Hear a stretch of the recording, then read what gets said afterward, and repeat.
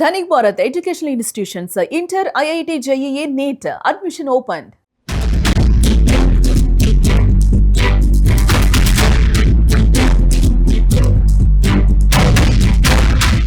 రాజకీయాల్లో ఒకరిని డిమోట్ చేయాలంటే ఏవేవో సాకులు, ఒకరిని ప్రమోట్ చేయాలంటే సవాలక్ష కారణాలు. ఇదంతా దేనికంటే వచ్చే ఎన్నికల్లో పార్టీ భవిష్యత్తు కోసమేంటట. ప్రధానంగా 2 ఎన్నికల్లో ఆ పార్టీ అక్కడ నామినేషన్ వేయలేదు.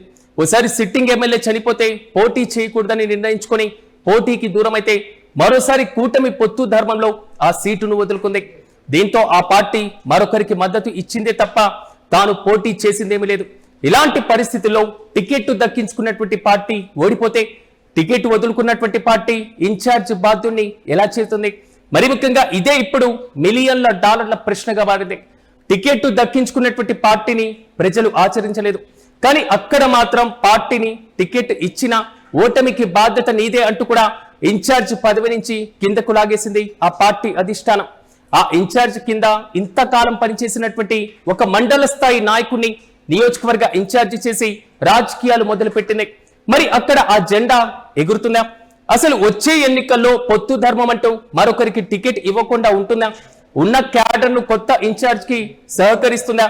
వరుస ఓటములు అందించినటువంటి ప్రజలు ఈసారైనా పార్టీ పైన జాలి చూపిస్తారా?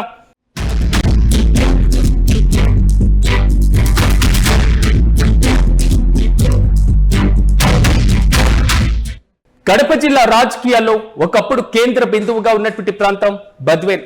ఆనాడు మంత్రిగా కొనసాగినటువంటి వీరారెడ్డి జిల్లా రాజకీయాల్లో చక్రం తిప్పారు. ఇక వైఎస్ఆర్ కు ఎదురొడ్డి రాజకీయాలు నడిపారు.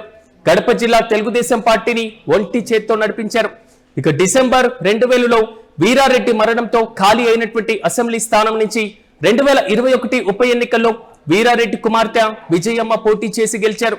ఆ తర్వాత 2004 ఎన్నికల్లో విజయమ్మ కాంగ్రెస్ అభ్యర్థి డిసి గోవిందరెడ్డి చేతిలో ఓటమి పాలయ్యారు. ఇక 2008లో జరిగినటువంటి నియోజకవర్గాల పునర్విభజనలో బద్వేలు అసెంబ్లీ స్థానం జనరల్ కేటగిరీ నుంచి ఎస్సీ రిజర్వ్డ్ స్థానంగా మారిపోయింది. దీంతో వీరారెడ్డి కుటుంబానికే కాకుండా మరో జనరల్ కేటగిరీకి ఎవరికి చెందినా నేరుగా ఎన్నికల్లో పోటీ చేసేటువంటి అవకాశం లేకుండా పోయింది.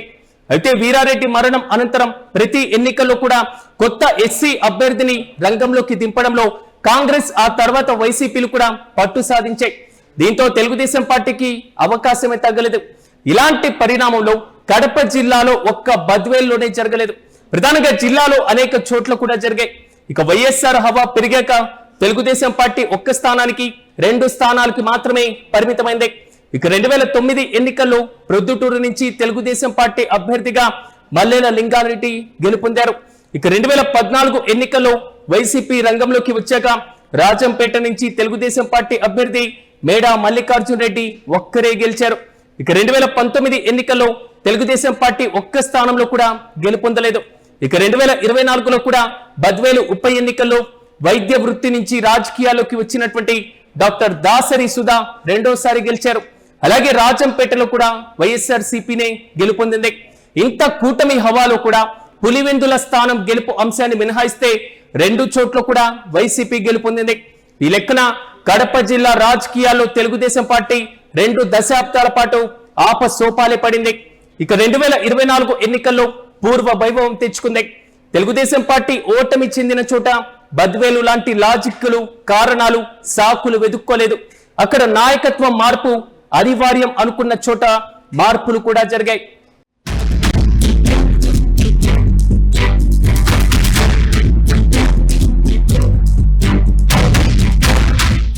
బద్వేలు తెలుగుదేశం పార్టీని కొత్త నాయకత్వం కింద నడపాలనుకున్నటువంటి తెలుగుదేశం పార్టీ అధిష్టానం తన నిర్ణయాన్ని అమలు చేయడానికి ఏడాది కాలం పైనే సమయం తీసుకుంది.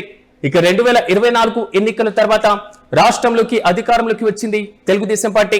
మొదట బద్వేలుతో పాటుగా పలు నియోజకవర్గాల్లో ఓటమి పైన ఆరా తీసింది. వైఫల్యాలకు గల కారణాలపైన కూడా విశ్లేషించుకుంది.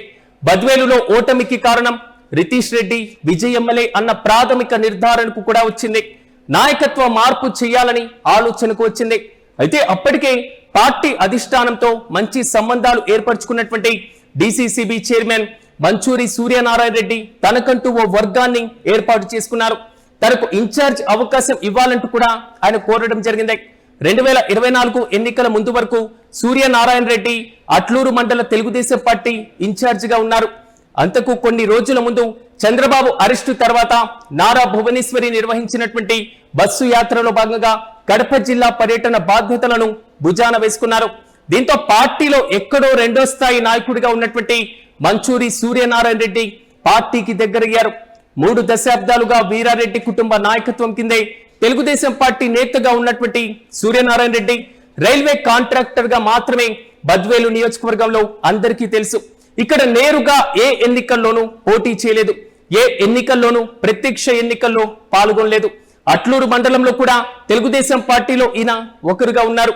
కానీ మొన్నటి ఎన్నికల్లో మండల పూర్తి బాధ్యతలు చేపడతానని ముందుకు రావడంతో రితీష్ రెడ్డి విజయమ్మలే ఆయనకు మండల ఇన్ఛార్జ్ పదవిని కూడా కట్టబెట్టారు. ఆ తర్వాత పార్టీ అధికారంలోకి రావడంతో అనూహ్యంగా డిసిసిబి చైర్మన్ పదవిని కూడా దక్కించుకున్నారు. ప్రధానంగా ఈ పదవి వెనుక సూర్యనారాయణ రెడ్డికి అధిష్టానంతో ఉన్నటువంటి చనువు సంబంధాలే కాకుండా వీరారెడ్డి కుటుంబ ఆశీస్సులు కూడా బాగా ఉపయోగపడ్డాయి. డిసిసిబి చైర్మన్ అయ్యాక మంచూరు సూర్యనారాయణ రెడ్డి బద్వేలు రాజకీయాల్లో యాక్టివ్ అయ్యారు. తనను ఇష్టపడేటువంటి నాయకులతో బలగం పెంచుకొని తనకు ఓ వర్గం ఉందని నిరూపించుకునేటువంటి ప్రయత్నం పెద్ద ఎత్తునే ప్రారంభించారు. రాష్ట్ర వ్యాప్తంగా తెలుగుదేశం పార్టీ నియోజకవర్గ ఇన్ఛార్జీల మార్పులు చేర్పులు అంశం తెర మీదకు రావడంతో బద్వేలు తెలుగుదేశం పార్టీకి తన పేరును పరిశీలించాలని అధిష్టానం వద్ద కూడా విన్నవించుకున్నారట. అయితే నియోజకవర్గ ఇన్ఛార్జ్ మార్పు ఆలోచనలో ఉన్నటువంటి టీడీపీ పెద్దలు ఐవీఆర్ఎస్ కాల్ సర్వే ద్వారా మంచూరు సూర్యనారాయణ రెడ్డి రితీష్ రెడ్డిలో ఎవరికి ఇన్ఛార్జ్ గా ఆమోదిస్తారని సర్వే నిర్వహించారు. ఇందులో ఎవరికి ఎంత మద్దతు వచ్చిందో, ఎవరికి ఎక్కువగా కోరుకున్నారనేది బహిర్గతం కాలేదు.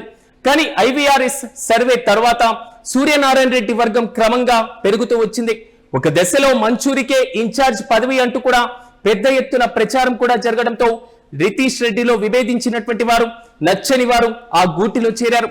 చాప కింద నీరులా సూర్యనారాయణ రెడ్డి వర్గం ఒక్కటే బద్వేల్లో తయారైపోయింది.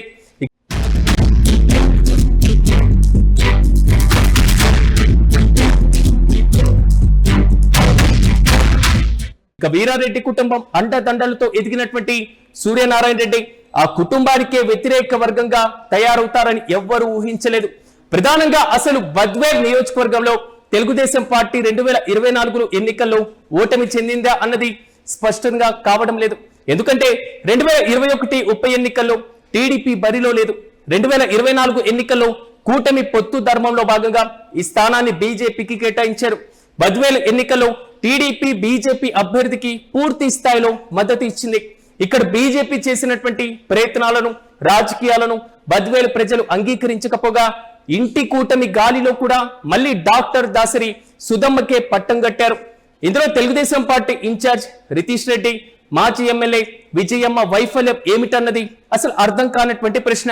ఎన్నికలు ముగిసినప్పటి నుంచి కూడా రితీష్ రెడ్డి నాయకత్వం వైఫల్యం కారణంగానే ఇక్కడ ఘోర పరాజయం చెందిందన్న అంశం పైన విస్తృతంగా చర్చ జరిగిన అదే అంశం పైన రితీష్ రెడ్డిని కానీ మరి ముఖ్యంగా మంచూరి సూర్యనారాయణ రెడ్డికి ఇన్ఛార్జ్ బాధ్యతలు అప్పగించిన ఇక్కడ జరిగినటువంటి మార్పు ఏమిటో ఎవరికి అంతు చిక్కని ప్రశ్న. అయితే సూర్యనారాయణ రెడ్డికి ఇన్ఛార్జ్ పదవి ఇచ్చాక రితీష్ రెడ్డి వర్గంలో వారే అక్కడికి చేరడం జరిగింది. వారే మొన్నటి ఎన్నికల్లో రితీష్ వెంట నడిచారు. చివరికి సూర్యనారాయణ రెడ్డి కూడా నడవడం జరిగింది. మరి నాయకత్వం మారగానే బద్వేలులో ఏం మిరాకిల్ జరుగుతుంది? కాంట్రాక్టర్ గా ఇంతకాలం ఉండి ఎక్కడా ప్రత్యక్ష రాజకీయాల్లో పోటీలో లేని సూర్యనారాయణ రెడ్డి బద్వేలు తెలుగుదేశం పార్టీకి ఒక ఆర్థిక అంశంతో మాత్రమే నడిపిస్తే సరిపోతుందా అన్నది ఇప్పుడు చర్చనీయాంశంగా మారింది. కానీ జనం మెప్పు పొంది రానిచ్చేటువంటి అవకాశం సూర్యనారాయణ రెడ్డికి ఇస్తారా అన్నది వేచి చూడాలి. పార్టీ పోటీ చేయని చోట పార్టీ ఇన్ఛార్జిని బాధ్యుని చేసి ఇన్ఛార్జ్ పదవిని లాగేసుకున్నటువంటి వైనం పట్ల జనంతో పాటుగా ఆ పార్టీలోని కరుడు గట్టిన కార్యకర్తలు, రితీష్ రెడ్డి అనుచర వర్గం ఎలా వ్యవహరిస్తుందన్నది రాబోయే రోజుల్లో మనం కూడా వేచి చూడాలి.